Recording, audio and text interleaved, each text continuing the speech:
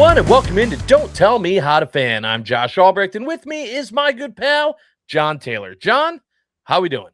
Hey, I'm doing all right, Josh. The sports landscape in Wisconsin this week has been interesting. A lot of highs, one very big low. So One very, very big low. Let's not beat around the bush anymore. Let's just get right into it. Josh Jacobs. Just the news comes out that Josh Jacobs has been arrested on charges of domestic violence. That news shook all of us. I know that we are in a few group chats where it was just like, oh, you've got to be kidding me. Yeah. And the biggest thing is, John, over the week, I have learned more about the law than I ever thought I would have, just in regards to how these cases go. And we're going to break that down a little bit. So first and foremost was what we know at the time of recording this episode and playing out the story. So charges were, he was arrested, 5 charges, one of them being a felony in regards to domestic violence. There was never any confirmation that I saw that said that there was a warrant out for his arrest, but he turned himself in.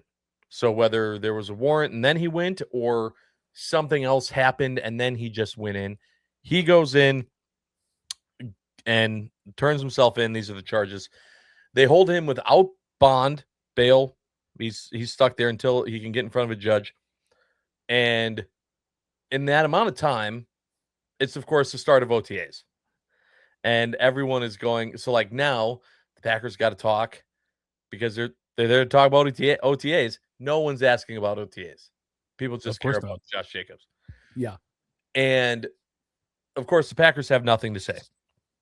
Almost immediately after the press conference, the news comes out that Josh Jacobs is being released and that the district attorney's office for Brown County comes out and says, we do not have enough information or evidence at this time to put together a case. This does not mean that we won't be pursuing a case. It's just at this time, we don't have enough information. So as of right now, that's where we sit. That's where things are. Things could escalate a lot further, but I want to start, John, by saying it's just been crazy seeing the overall ups and downs and opinions and feelings from everyone out there, the fan base, on this whole situation, which obviously is a very serious situation, right? We look at it from the sports world, but domestic violence is not anything to laugh at or take in a jokingly matter. It's a very serious issue that honestly happens way more than it. I mean, it should never happen, but it still happens way more than it ever should. So before we get into the details of what might happen next or analyzing it, what were your initial thoughts when the news broke and what we've known so far? My immediate thought was shock. It goes to show and is a stark reminder that just because we're fans of these football teams and we think we have a good idea of who people are, there's always possibilities of people showing uglier, darker sides of themselves. And that's not an indictment on Josh per se right now, given what we know about the case. But it is a reminder that these are people who play sports professionally, and we don't actually know anything about them. We don't know anything about their temperament. I believe this week the softball charity came out that Josh Jacobs was worked with, and they released a statement which felt weird, but they were like, as of right now, every interaction we've ever had with Josh was positive, caring. He's gone above and beyond and supportive. And so I think there's a lot of, it's not black and white in terms of like what the situation is. Could he, caught him on a bad day, a psychotic episode? I don't know. I don't know the guy. That's my point. I was shocked for a million different reasons, but I think the biggest thing that shocked me was, like you said, that felony charge that was brought out was strangulation. Like it's not it's not like a whoopsie. I push her too hard and maybe she fell into a bookcase. Like those strangulation usually tends to lead to murder. So it's just like it's a really grave and serious situation. And I to your point, I understand, especially in this country, everyone's innocent until proven guilty. The thing that I'm having a hard time grappling with is everyone is just saying like, well, we might not have all the facts. If he pleads down, there's no reason why he still can't play football. And at the end of the day, I'm just like, this situation is a microcosm of, like you had mentioned, like a very serious problem that happens all over this country. And I think professional athletes, especially football players, we tend to talk about how it's a league of like spouse abuse. Like, I've seen a lot of people on the internet talk about like they should stop worrying about X, Y, and Z and stop having these players like beat their baby mamas so much, which is like inherently racist. And I don't need to dive into that. But when I hear all that stuff, I'm just saying like this country in general, it happens more out in the world than it does in NFL locker room. Like the teams, like it's just the writing that are highlighted. Yes, exactly. And it's because they have public case lives and stuff like that. So it's just every time this stuff happens, you get people wanting to make light of something, and I think wanting to make examples of, and I think both sides are probably coming at it too harshly or too flippantly. I tend to err on the side of wanting to believe women in the sense that like something clearly happened. Josh Jacobs is a football player whose whole job is to be very strong. And so I just, in these situations, I have a hard time really kind of going like, well, hopefully we can find a technicality and he'll just be scotch-free, right? Like that's how I feel about it. And it's a little more of my personal opinion than I maybe wanted to put on a tape, at least right now. But I can't stop grappling with this idea that like somehow this situation boiled into a spot where 5 cases or 5 charges were brought against somebody over an occurrence that happened in one night. And that is not nothing. Yeah. It might be a misunderstanding, but it's not nothing. And I know you might have a little more about what those charges look like or whatever. Yeah. So that was the big thing, is that it's very easy to look at the situation for what it is and the reason why without understanding. And I'm not saying that I understand it, because no one does. That's why there's due process and going through it. The thing is that there's the letter of the law, and then there's the letter of society, right? And we tell people, don't tell me how to fan. Well, this is another part of it. And people's emotions and the way they feel about this has, I feel like in a lot of ways, swayed so much back and forth just in the short time that this has existed, when in reality, we may never know the truth. We may know part of the truth. And more importantly, it's for us and how it truly impacts us. There doesn't need to be that much truth. And I'll explain. So first and foremost, the charges that were brought against Josh Jacobs were from a police officer. Apparently in the state of Wisconsin, I did not know this, in the state of Wisconsin, if there is a call and probable cause for domestic violence in any way, shape, or form, it is required that the police officer detain the person, arrest them. If they can't, then, and they have that probable cause, then they can go to a judge and they can get a warrant, because that's the law. Like, there's not a whole case that needs to be put in front of the judge to get the warrant. They can just say, here's the probable cause I had, but the person wasn't there, so I need a warrant. And the judge goes, yep, you got it. Go get him. So they did that. But just because the officer charges them, an officer cannot charge for like a criminal case. Those charges are almost like in layman's terms, almost like a referral to the district attorney, right? And then the district attorney has to then look at the charges, look at the case, see if there's enough there to prosecute.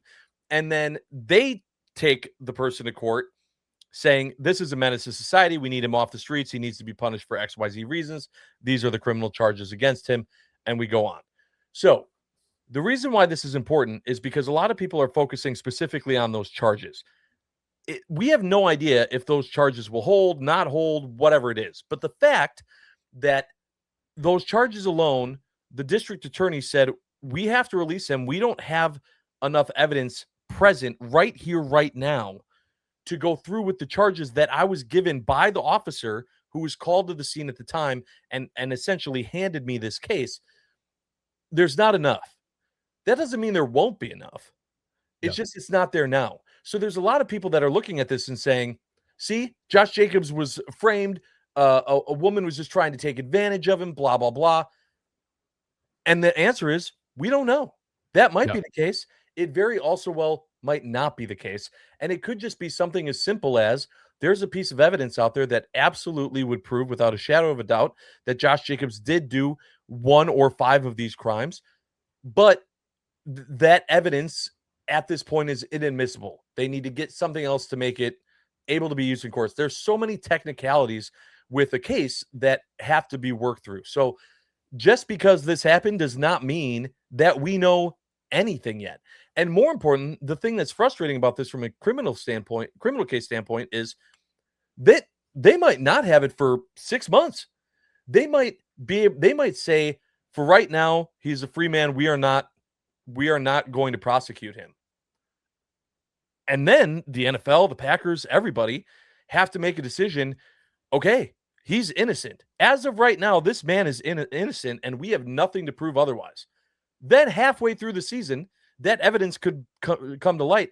And after a game, there could be cops waiting for Josh Jacobs at his locker, and he could be taken away, and now we're prosecuting him. We don't know, and we won't know. Like, that's the craziest part about how this all plays out. Now, the big thing here is that regardless of what actually ends up happening with Josh Jacobs in this situation now or in the future, the NFL doesn't have to play by the law. They get to play by their own rules. They already have a rule in place saying that if there is any domestic Abuse.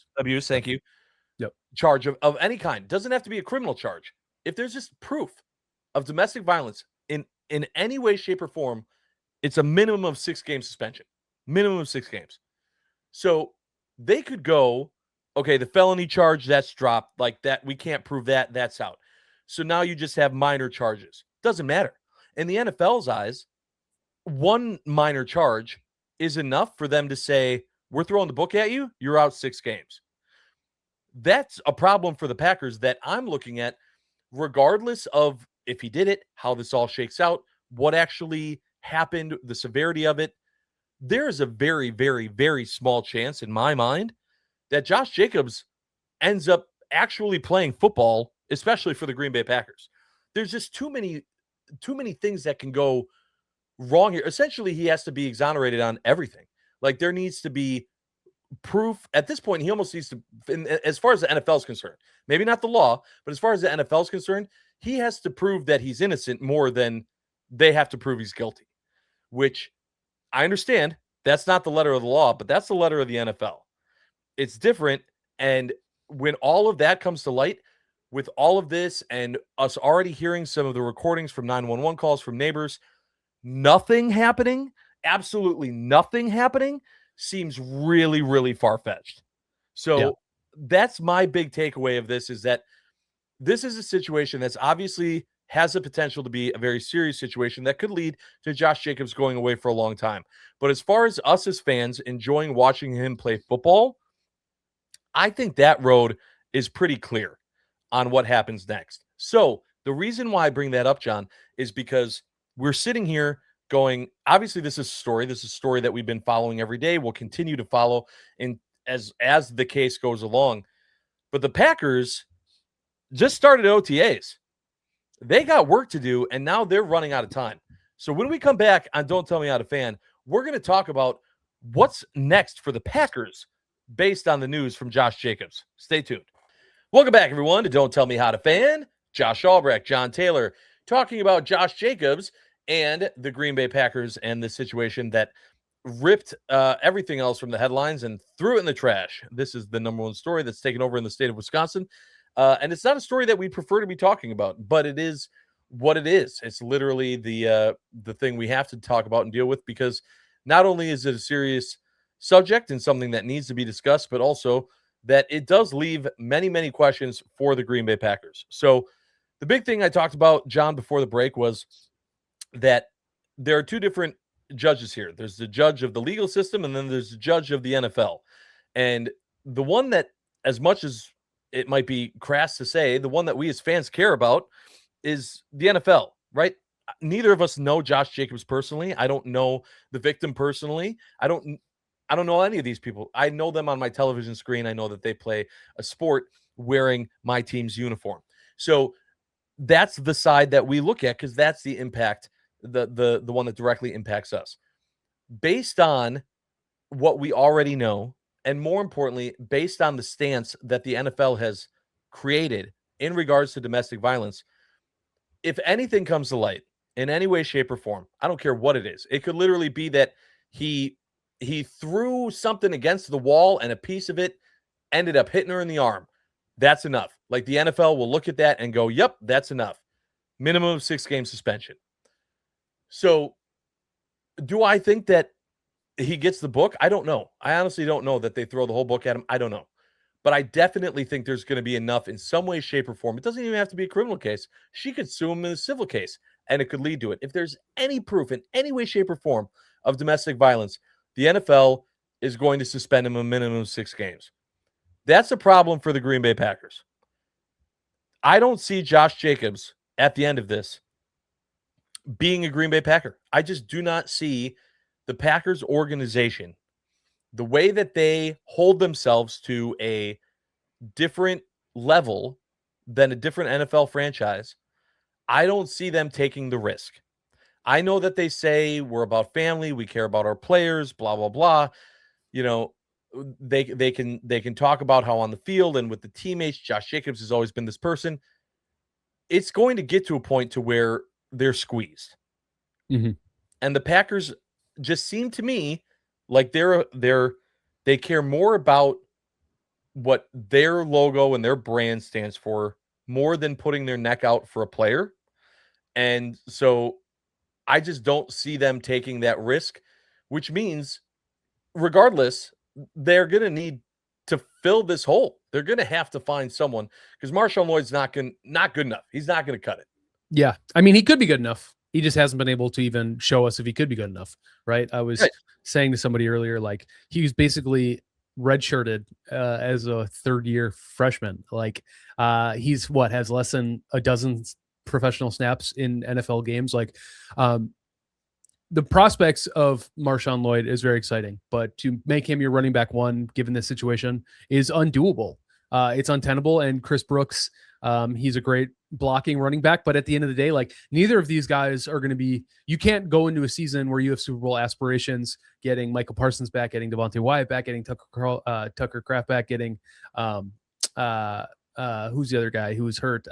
Zach Tom back. There it is. Mm-hmm. You can't get all these guys back and expect that Marshawn Lloyd and Chris Brooks is enough to get you where you need to be, which is, hoisting the Lombardi trophy, hopefully. So I was kind of wanting to pick your brain about what do you think the Packers need to do in terms of getting a running back? The list of potential names in free agency is pretty bare.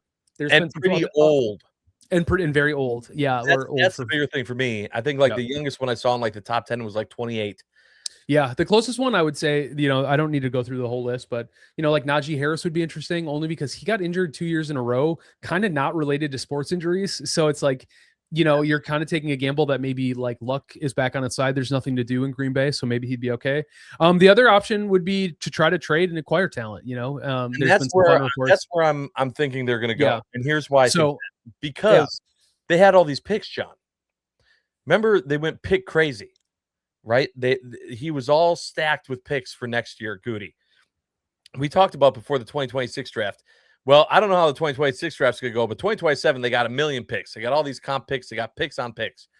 Okay, well, can you convince one of these teams to give you a running back that maybe only has a year or two left on their salary or on their contract that was going to maybe they weren't going to re-sign anyway for a 5th or 6th round pick? Can you figure out one of those situations to do that? Here was my question for you before we get into names. Okay. There were a lot of people saying that, and actually John Kuhn said it on 9 to Noon here on the Wisconsin Sports Radio Network, that this offense was built with Josh Jacobs in mind. Josh Jacobs was a huge part of the mindset of this offense. And I found that kind of interesting because as I'm not saying it's not true, but if you would have asked me before all this happened what this offense is built around, I would not have said Josh Jacobs. Am am I wrong on that? Am I missing that? Is Josh Jacobs like is he like a huge pillar of the plan?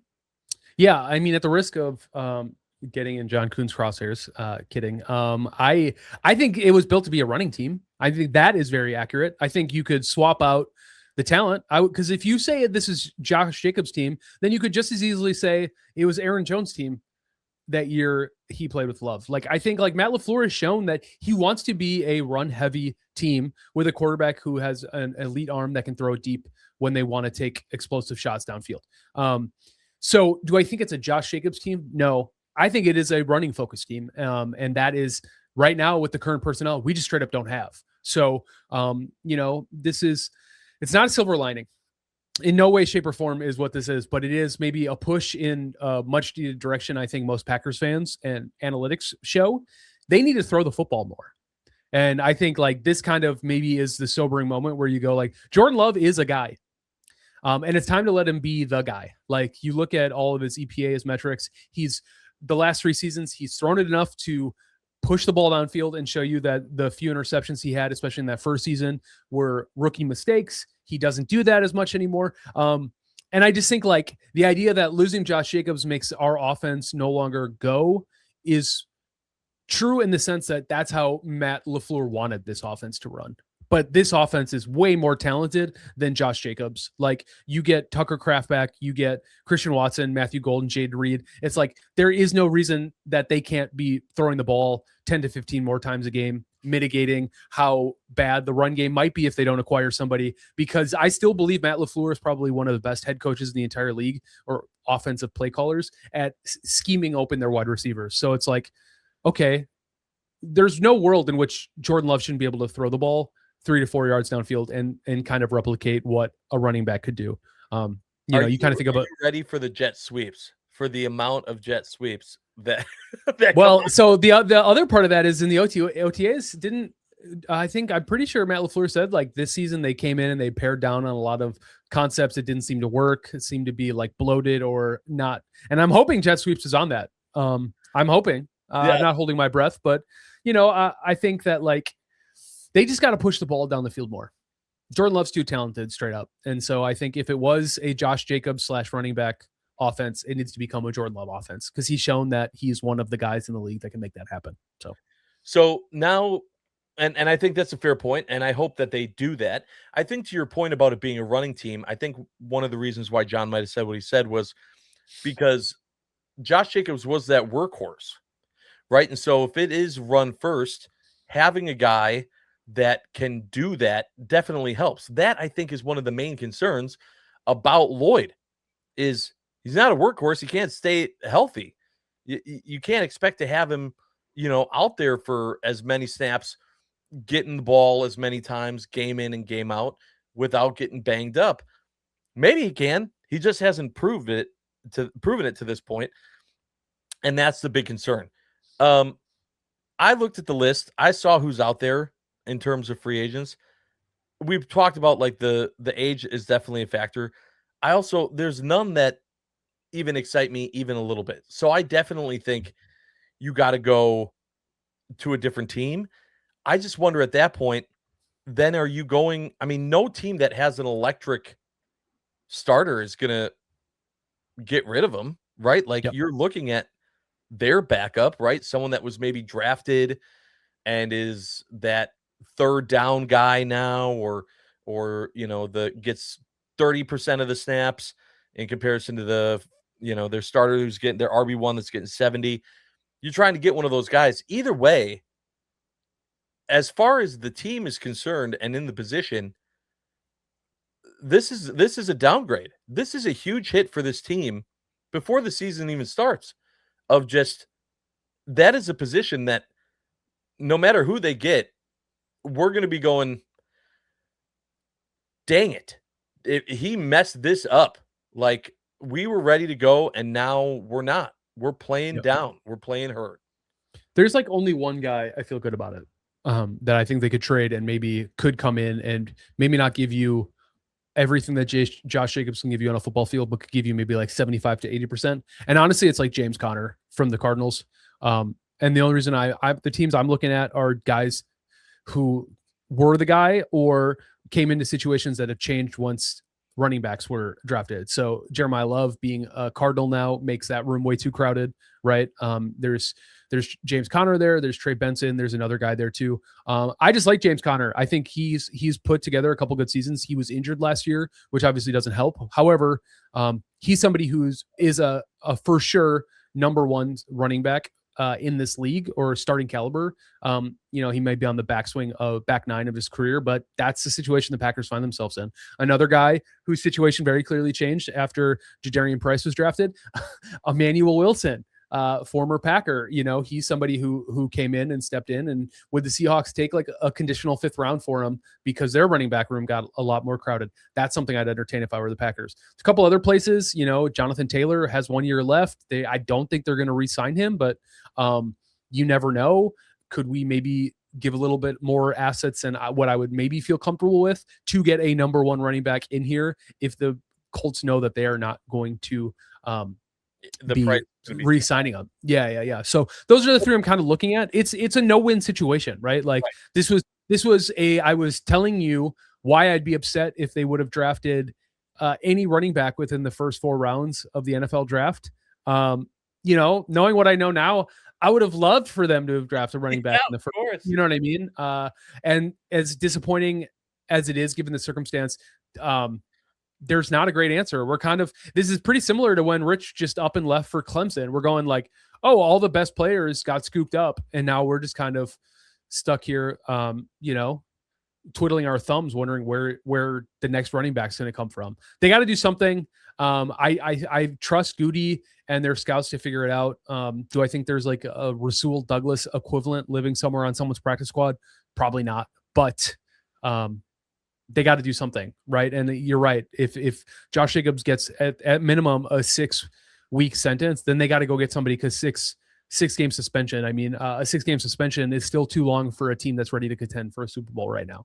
So yeah, and again, the other thing I talked about was even if he's not, even if the evidence and everything takes, let's say it takes 6-9 months. That happened. We brought up on the show earlier this week, Johnny Jolly and his story and how he went through something very similar. He was arrested, then 8 days he was let go, and then like 9 months later, the charges were refiled because now they had the piece of equipment they needed to run the evidence, and then he went away for a long time. So it's just, at this point, it's a wait game. But if you're Goody, you can't wait. Plain and simple, you gotta be proactive. You gotta go out there and you gotta get something, because you gotta prep for your season and be as prepared as you can. What I wasn't prepared for, John, was this turnaround swing in May for the Milwaukee Brewers. And that's the good news that we're talking about in the state of Wisconsin. And we are going to talk about that when we come back on Don't Tell Me How to Fan. Stay tuned. Welcome back, everyone, to Don't Tell Me How to Fan. Josh Albrecht, John Taylor. All right, we got the Josh Jacobs and the Green Bay Packers necessary news out of the way. Let's have some fun. Let's talk about some happy things, which are the Milwaukee Brewers. I got to tell you, John, there was a stretch there really early on where we were going, I don't know what's going on with this team, questioning like Murph and the things he's saying about the fans. I'm going, I don't know what's going on with the back end of the bullpen, but the bullpen in general was supposed to be the highlight, and they are letting us down. I don't know where that went, but April's over and May has been fantastic. They sweep the Yankees, they sweep the Cubs, they sweep the Cardinals. Really, the only big downside was losing that series to the Dodgers, and I really wasn't even that upset about that. I was like, yeah, the last time we swept them in the regular season, I didn't like how the actual season ended, so I'm fine with them beating us here, knowing, yeah, well, when we did that to you, it didn't matter. So good things all around for the Milwaukee Brewers. In these games, what has been the number one highlight you've seen from this team? For me, I think it would be just the pure and utter dominance of Jacob Mizorowski and Kyle Harrison. And I think the reason why I love it so much is the Brewers just did it again, right? They just traded some pieces that were just a total flop in And no shade, like I said, we spent the entire first two segments saying we don't know these guys, but Caleb Durbin having one of the worst statistical seasons of any active baseball player right now. For Kyle Harrison, Shane Drohan, David Hamilton, and you're just going, oh, you mean three key pieces of the Brewers winning record right now? I think that's got to be a huge piece of it. Kyle Harrison just becoming a revelation. We went from being like, there's a lot of like reflection from the start of the season, but going, is Jacob Mizorowski even ready to be the ace? Spoiler, yes. To going, if Jacob Mizorowski wasn't on this team, would Kyle Harrison be our ace? Spoiler, yes. And then, just like the way we don't have Woodruff. He's set to make a return soon. We don't have Quentin Priester. He might not be back for a while. That thoracic soreness syndrome, whatever that is, toss, it's bad. He has not been throwing quality innings in his relief stints. And it's concerning. And you and I both in the offseason were saying, like, the way this team makes its way back to the playoffs or NL Central champs is by the likes of Brandon Woodruff and Quentin Priester doing what they did last year. So it's been incredible. Womp womp.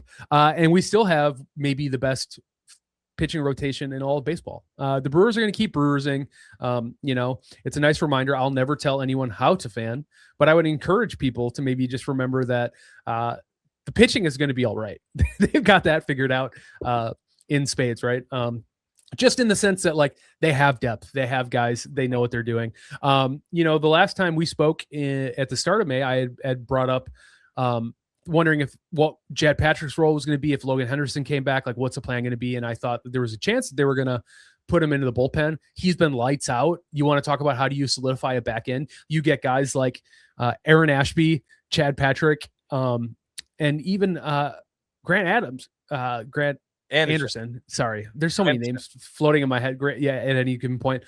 These are guys who are giving you long middle relief quality outs. Your NL win leader right now, Aaron Ashby, is dominating. He got his 9th win this week against the Cardinals. I just think that, like, so many things we always say have to go right for the Brewers, but we have to remember is that their skills and fundamentals and their philosophies put in place make it that it's easier to accomplish than what I think a lot of us feel in the moment. And that's why they play 162 games, because the cream has rose to the top, good process. Are there things that I still think could go better? Absolutely. But even to, you were saying, like, this offense stinks. And I said, yeah. And I know injuries are annoying, but wait till Yelly comes back. Wait till Churio comes back. Wait till Andrew Vaughn comes back. And it's like, Vaughn's not giving you what he gave you last year, which is just like pure slugging power. But that guy is a first round pick, like number 1 overall pick for a reason. Like, that dude is a hitter, and maybe they're not always going to go yard, but he can put balls in play. Contreras is on an uptick. Sal's still not doing what he needs to be doing, but like Bryce is a revelation this year. I just think, like, I'm on cloud 9, and I was on cloud 6 or 7, as the kids say, waiting for this stuff to happen. But boy, it didn't take long for me to get excited. And the Dodgers, like you said, like, oh, they didn't face Miz, they didn't face Harrison. Like, what are you going to do? Like, it's fine. I'm not worried about it. We beat them up 1 game too, so it's possible. So even that didn't leave me feeling very discouraged. So I got to say, the big moment for me was getting those guys back in the lineup. And I agree. I'm with you. It's not like Churio, Yelich, and Vaughn have been just these slugging gods going, see, we got our power back. Now you guys are screwed. But putting those guys back in the lineup has given so many more opportunities to the rest of the lineup. I think that's something that's overlooked, is that, like, look at how well Garrett Mitchell's doing. Like, Garrett Mitchell breaking up the no-no the other night was huge. And having that, and we didn't even know if Garrett Mitchell was going to be on this team, but giving, those guys 2 more opportunities, because they don't want to face a Yelich. They don't want to face a Vaughn. And then you get those guys on base, and then one of them can go yard like Yelly did Oppo. Okay. Like, that can be the secret sauce to this team. That can be what makes it work. And I got to say, I love that what we've seen from this stretch in May there's been a lot of it, but it hasn't been all of the woodpecker mentality. We've seen balls leave the yard. We've still seen Yelly hit some bombs. We saw Bowers and Vaughn hit ones off the screens in Chicago.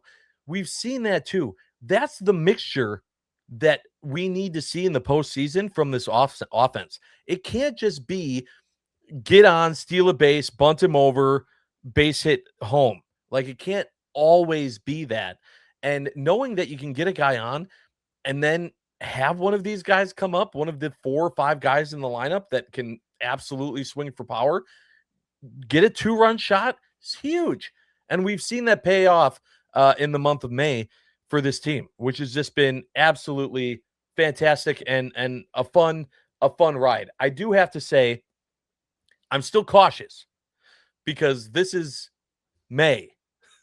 So at this point, we've had the frustration of April and the fun of May. We still got June, July, August, September, and then October. We got a lot of ups and downs still to go through in the season. And if you're curious about the roller coaster ride, just ask your neighbor Cub fan how their season with 2 10-game winning streaks followed by a 10-game losing streak. Just the epitome of ups and downs in a single season has been absolutely nuts what's been happening there. And there's still so much season to go. But for now, John, this is a lot of fun. Yeah. It's still absurd that we still have an entire division over 500 as well. Like, that's something that is, it's fun for a little while, but normally that kind of sorts itself out. I think what makes me feel really good about that is that the reason why a lot of these teams are over 500 is because they haven't faced the Brewers yet. You think about like the Cubs and Cardinals, we split that rain delay series 1-1. I think the Cardinals are a pleasant surprise. I think, like, if you're talking about teams that I think could make the wild card this year, that would be surprising. I think they are a team. They're better than I think anybody thought they would. But I actually kind of like how competitive the Central is right now. I think we're gonna stay in first for the rest of this season? I hope so. But there's still a lot of baseball, like you pointed out, left. And I'm just ultimately not too worried. But if you do a classic, like, don't start looking at the standings until Memorial Day, well, that was Monday. And we're sitting on top pretty comfortably at 4.5 games ahead of both the Cardinals and the Cubs. So, we closed that gap really quickly and then created a pretty nice separation as well. So to your point, I totally agree. Like, losing Logan Henderson to back soreness, losing Yelly for a period of time for back soreness. It's like this team is going to continue to lose guys to injuries, and hopefully they're not too devastating or long-term. But much like every other fan base, when they have to play the Brewers, they go, why do I forget that this team year in and year out is awesome? Why do we act like they're going to not be able to put up runs against us? Why do I think that their pitching is going to be bad? It's like, I have to remind myself of that too. And I think, like, this is just another year where I think this is the first year, and it's probably way too soon to talk about too, but this is the first year where I would actually entertain, like, is this a year where you go and get like a Tariq Skubal, the CC of this generation? And I'm not saying we have to litigate that right now, but I just am like, this team feels really ready to compete, short of the left side of the infield, which I just don't really know if there's a good trade target. Do you make your strengths even more of a strength? Do you try to find interesting things? Like, Lockridge is going to come back at some point, which is another like hilarious speed demon that can get Yelly in the DH. Like, there's just so many things the Brewers can tweak or adjust to hopefully get them sustained success, and then have that obviously translate to the playoffs. But time will tell, huh? Yeah, time will tell indeed. And I do think that's interesting because we've had a lot of conversations already about are the Brewers buyers at the trade deadline, but are they pushing their chips all in? Is this a situation that we haven't seen for a couple of years, of where it's not just finding the excuse of going, well, we're having this guy come back from injury, that's just as good, but is this a year where we see a little bit of the deal in Doug Melvin days and see them push some chips in, especially with these prospects they have?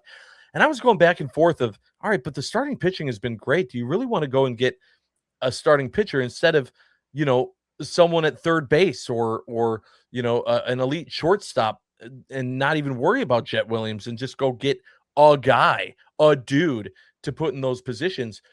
But then you look at Brandon Woodruff, who just has, when he said his arm just died, and you're going, okay.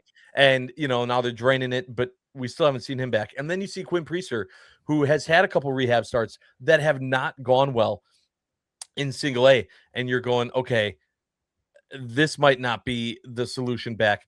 Now I'm sitting here going, yeah, go get a guy. Go get a guy and put him behind, Miz and Harrison, and hopefully Henderson's back. But don't rely on a Gasser or even a Sproat.